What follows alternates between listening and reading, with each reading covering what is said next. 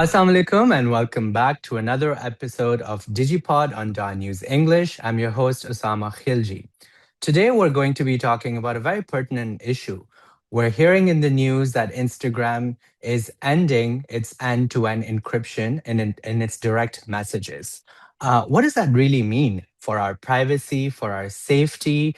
And we'll delve a little more into what the importance of encryption is, but what are the flip side arguments for against encryption as we hear from governments and law enforcement agencies around the world?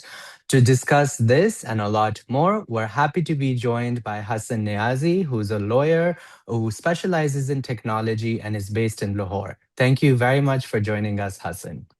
Thank you, So, Sama. Thank you for having me. Yeah.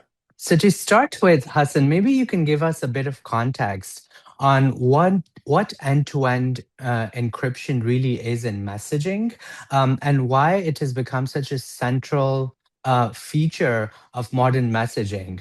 And maybe you can tell us a bit about, the decision by Meta to discontinue encrypted messaging within its Instagram application. Yes, of course, Osama. So I think end-to-end encryption is now something in messaging that a lot of us started to take for granted, but it wasn't always the case.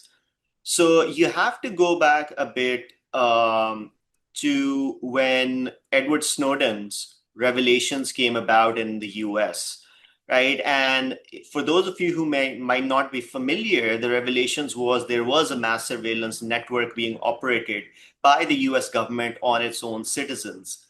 And I think that was a big turning point for Americans, especially. I won't say for the rest of the world, but for Americans and American companies, it became a big turning point as people started to take their privacy very seriously. And actually, then I believe it was the US Director of National Intelligence who would even say that the Snowden revelations, what they did was they accelerated commercial encryption adoption by about 7 years after that happened. So, encryption essentially is, in layman's terms, I would say it's a scrambling of the messages that we send to each other. And because that message is scrambled, no one apart from the sender or receiver is able to actually look into that message or even if or intercept that message. And though that gives security, think of it as if you and I, Osama, are communicating, and for that communication, it's in a locked box and only you and I have the key. Now, once it's on your device, it's not encrypted anymore. And once it's on my device, it's not encrypted. But when it is being relayed between us, it is scrambled in a form that it cannot be intercepted. And that is why the core tension exists today between privacy, because encryption is perhaps one of the highest forms of privacy that can be given to messaging. And then on the other hand, there is the safety and law enforcement aspect of this entire debate. So after the Snowden revelations come, end-to-end encryption becomes something that is sought after. And the most secure protocol for this is known as the Signal Protocol. And WhatsApp adopts it fairly early. WhatsApp is one of the first movers here. But when it comes to Meta, right? So Meta acquires WhatsApp. WhatsApp is end-to-end encrypted. But as things happen, as Cambridge Analytica happens, as Meta comes under more scrutiny for privacy, it starts to pivot. And Mark Zuckerberg says very clearly in a lot of open documents that we have and speeches that he delivers that privacy is going to be a core value of Meta. Especially after Cambridge, they had the Federal Trade Commission's order. So there was a lot of scrutiny. So what they decided to do was they would eventually get Instagram messaging and Facebook messaging to become end-to-end encrypted. Now, what we are talking about today, of course, is the falling apart of those plans, and we can get to that.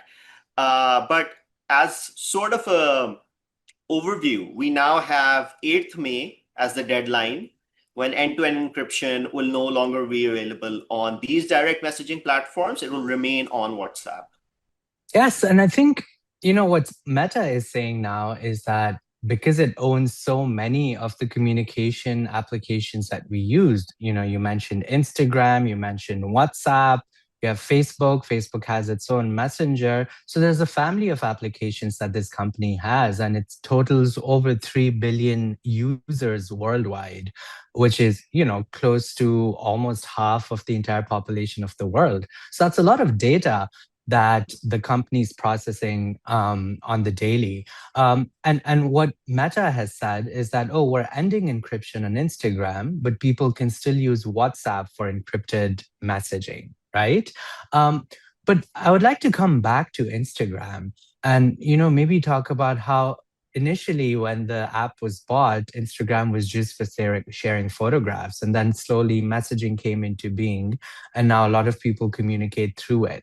So, what's the importance of encryption in messaging, especially when it comes to applications like Instagram? And what does it mean to take that back for users? So, you described what encryption and how it works very well.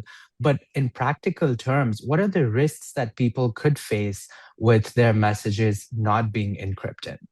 I think when messages are not encrypted in this day and age, we have to look at it in terms of real world examples where countries have moved more and more towards surveillance and mass surveillance systems. Now, we live in a world, unfortunately, where the justification for doing anything has become national security. And I believe, Osama, you also mentioned this recently on social media. And we are seeing this not just in Pakistan. It is not just a Pakistan specific issue, but all across the world. When I was working in Meta, I used to look at South and Central Asia, and I would see that it was a region-wide problem of mass surveillance networks by the government, technology being implemented by the government to surveil citizens, especially human rights defenders, journalists, political opponents. Now, what just one example of the risks that happen when messaging is not encrypted is because now a lot of these networks of human rights defenders and journalists utilize encrypted messaging to get their work done. Once that is taken away, you open them up to severe liability, especially from the state, right? And encryption itself, when you're a journalist, is an essential part of protecting your sources.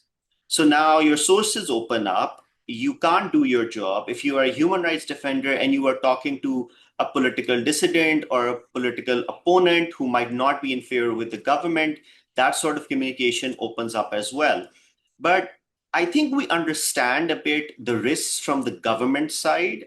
Remember, in encryption, even the company, the owners of the product cannot see those messages.